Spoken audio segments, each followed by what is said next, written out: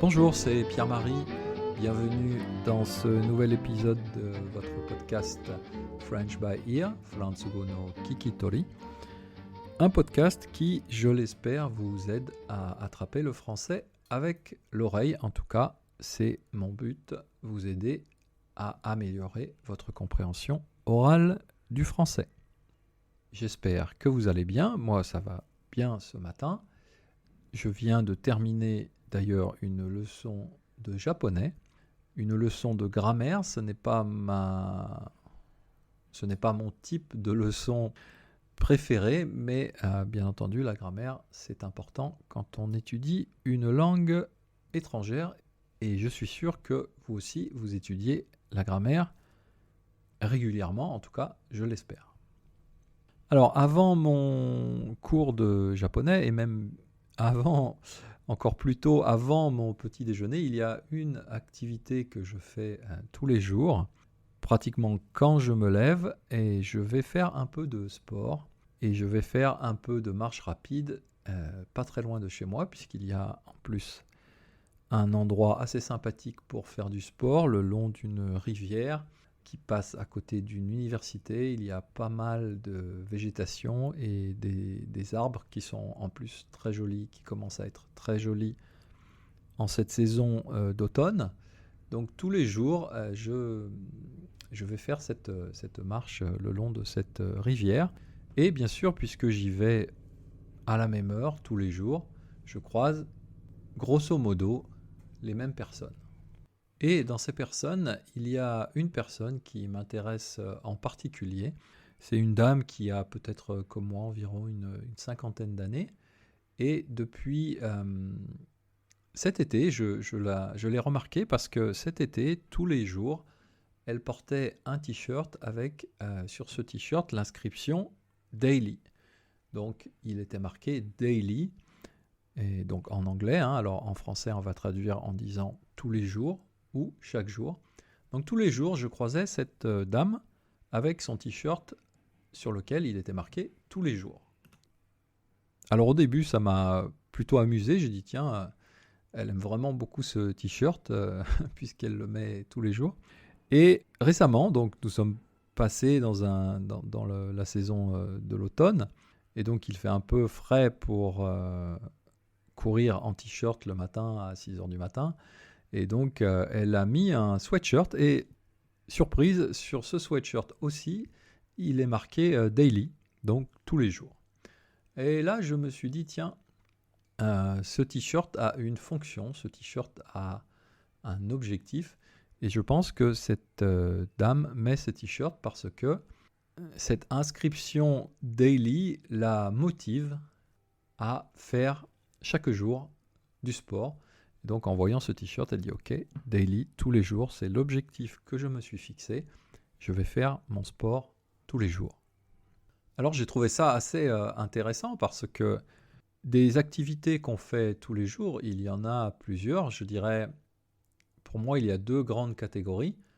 Il y a des choses que l'on fait naturellement tous les jours, peut-être même trois catégories. Il y a des choses, alors la première catégorie, ce serait les choses qu'on fait naturellement tous les jours. Bien sûr, dormir, manger, boire, aller aux toilettes. Vous voyez ce que je veux dire. Donc ça, ce sont les activités vraiment naturelles. Après, il y a les activités qu'on doit faire. Pour la majorité d'entre nous, c'est souvent aller au travail, travailler. Donc on doit travailler.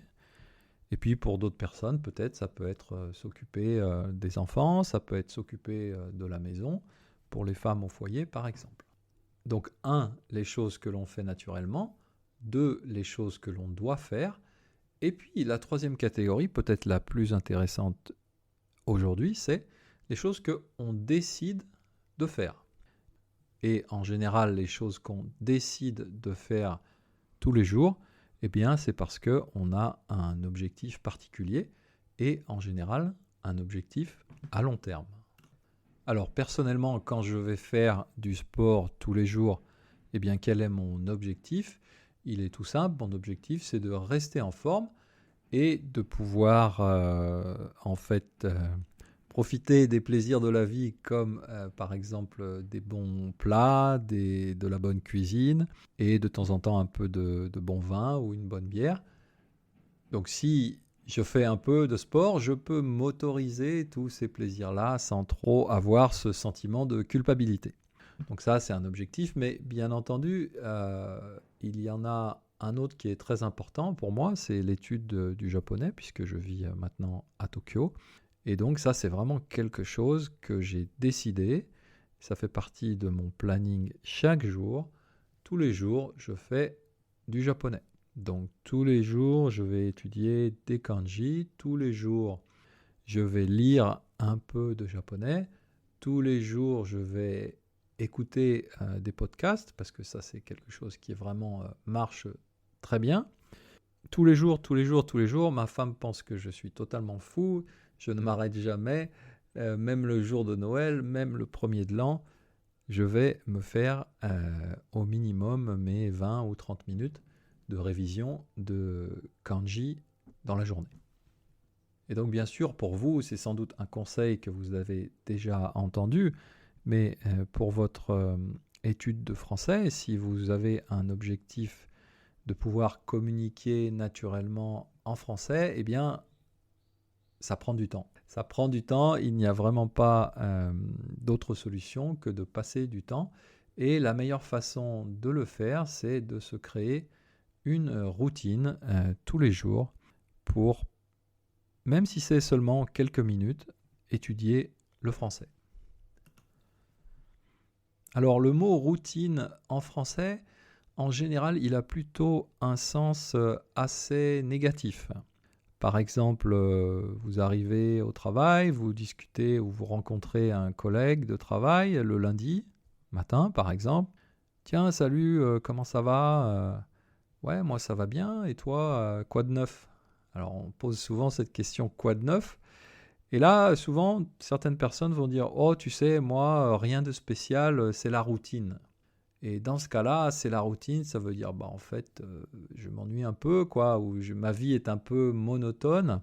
Les personnes qui sont peut-être un peu plus âgées, 40, 50 ans, ma génération, ou les générations au-dessus, vont peut-être rajouter, oh, tu sais, moi, la vie, c'est métro, boulot, dodo.